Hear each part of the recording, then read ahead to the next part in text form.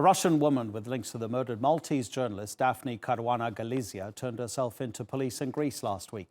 She says she fears for her life. A former employee of Pilatus Bank in Malta, Maria Efimova, was one of Caruana Galizia's main sources in an investigation that alleged corruption at the highest level of Maltese politics, including Prime Minister Joseph Muscat.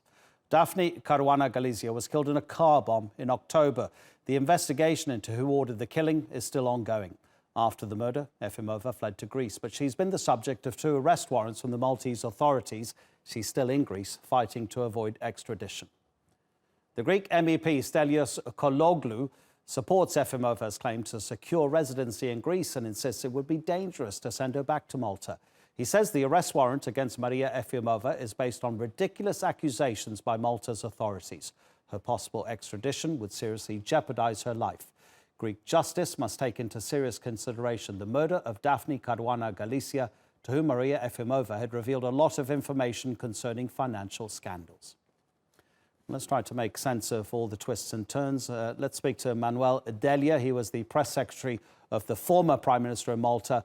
He's now a blogger on Maltese politics and was mentored by Daphne Caruana Galizia during the last few months of her life. Manuel, thank you very much for your time. Can you just remind us of the main findings of Daphne's investigations which included looking into the Panama Papers?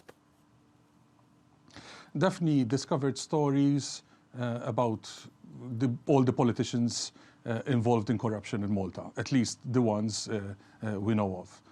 Her biggest story was that at Pilatus Bank, which you mentioned in your introduction, there was evidence, physical evidence, that the Prime Minister's wife held a secret Panama company. We knew from the Panama Papers and revelations before that Daphne Caruana Galizia had published that the Prime Minister's Chief of Staff had a secret Panama company and the Minister for Energy had a secret Panama company. She also revealed how they went around the world trying to set up bank accounts.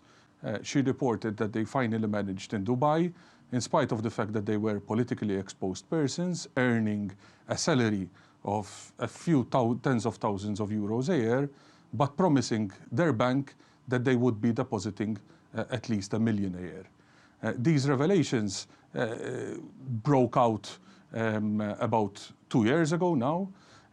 Panama Papers broke out over a year ago, and yet none of these persons being mentioned have been properly investigated by the authorities.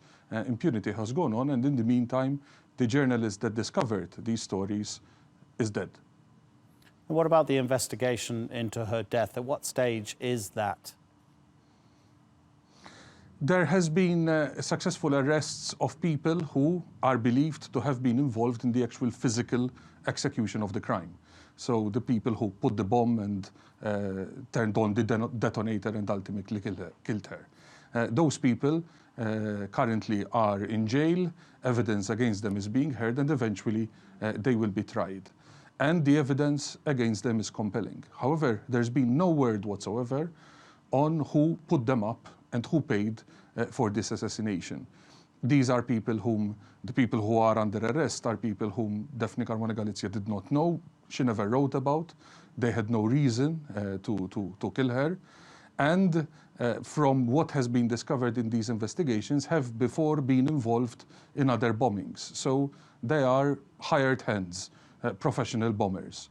The real question is who put them up to it. And those investigations, there's no news coming out of the police.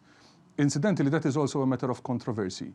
It is something that the relatives, the family, the sons of Daphne Caruana Galizia have had to go to court about, because leading the investigations is a politically exposed person, the Assistant Commissioner of Police, whose wife is a minister in Joseph Muscat's government. And there clearly is an indication that there isn't much enthusiasm to try to find out who wanted Daphne dead. Manuel, you've said it yourself, there's a lot of money involved here, and the bank's Iranian director, Ali Sadr Hashemi Nejad, he's been indicted in Manhattan. The allegations against him are that he evaded American sanctions against Iran by funneling around $115 million of Iranian money through business dealings in Venezuela and Malta. In an environment like that, it becomes very difficult to know who to trust. Who is this politician you're talking about that is themselves under scrutiny? Who appointed that politician? Well, the Prime Minister has in Malta essentially secured control of all the institutions. The Chief of Police that we have, the Commissioner of Police, who in Malta can be hired and fired by the Prime Minister at will, is the 5th Commissioner of Police in 4 years. When you have that sort of rotation, when you have that sort of movement, it is clear that the Prime Minister himself physically has control and personally has control of the people who potentially should be investigating him and people close to him. Even if he is not involved, and I'm not saying that he is, in the killing of Daphne Caruana Galizia, certainly people close to the government, people within government, have to be on the suspect list and should be investigated. You speak of Ali Sadr, who is in a jail indicted for multiple counts of bank fraud and money laundering.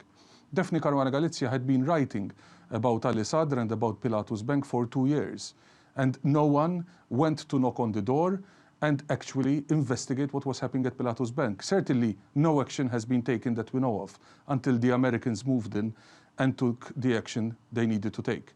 Daphne Caruana Galizia wrote about this. She wrote about the sale of Maltese citizenship, passports, to oligarchs. And now we are finding that the services provided in the sale of passports are related to the services provided by Pilatus Bank. And the third link in this, clearly, is the amenability of the Maltese government to be flexible for the potential clients of these services. So basically what they do is they find a foothold within the European Union to get citizenship of the European Union, to get banking facilities through which to pass money into or out of the European Union. This has been something that Daphne Caruana Galizia has been reporting for quite some time, and it might explain why she's no longer with us.